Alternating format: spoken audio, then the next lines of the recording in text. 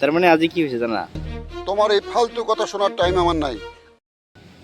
আজি ৰাতিপুৱা 5:30মান বাজে মানে সেই সময়ত মোৰ এটা ফ্ৰেণ্ডে কল কৰিছে।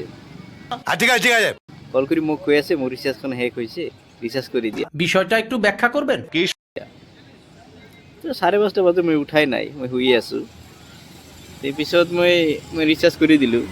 ৰিচাৰ্জ কৰি দিয়াৰ পিছত মই 2 মিনিটমান পিছতে মই কল কৰিছোঁ সি, আৰু সি কল মানে ৰিচিভই নকৰে। মই কম যে ৰিচাৰ্জ কৰি দিলোঁ, এইটো কোৱাৰ কাৰণে মই কল কৰি আছোঁ।